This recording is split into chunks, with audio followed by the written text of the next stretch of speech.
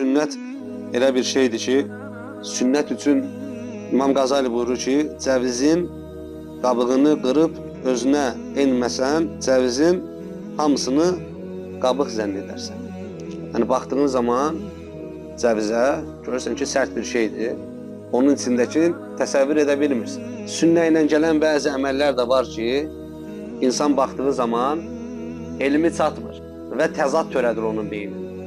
Amma biraz elmi çatan insandan onu maraqlansa və həmən o təzadın pərdələrini aralasa, onun içindəki aydınlığa insə, görər ki, əslində burada təzad yox da, nə var? Hikmət var.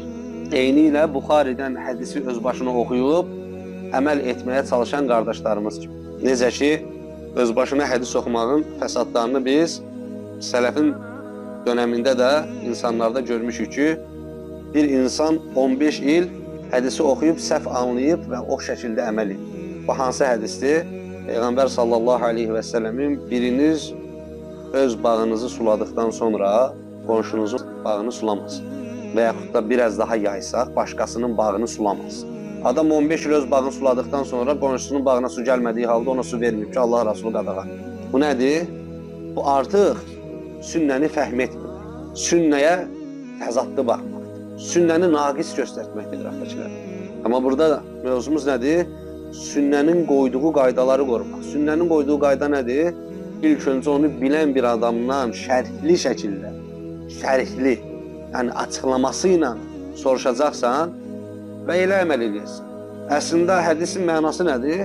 Yəni biriniz öz qadını ilə bərabər olduqdan sonra halalı ilə başqasının qadınına göz dikməsin.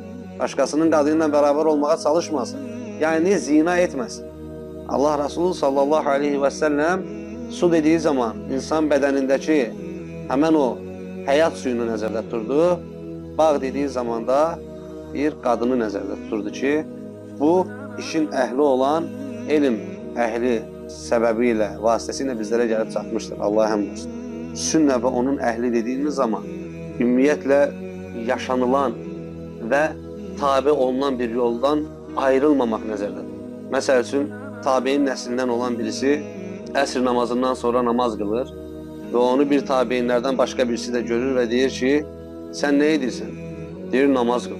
Deyir, onu bildin də, sən deyir, əsr namazından sonra deyir, namaz qılınmayacağını bilmirsən. Deyir, indi nə deyirsən? Deyir, Allah deyir, mənə əsrdən sonra, əsr namazından sonra deyir, namaz qıldığıma görə deyir, cəza mı verəcək? Deyir, xeyr. Lakin deyir, Allah Rasulunun sünnəsinə müxalif oldun deyə Allah sənə qəzəb edəcək. Allah sənə cəza verəcək. Çünki Allah Azza və Cəllə deyir, axı fəttəbiyuni, onu izləyin, o nə verdisə onu alın, nədən çəkindirdisə ondan çəkilin.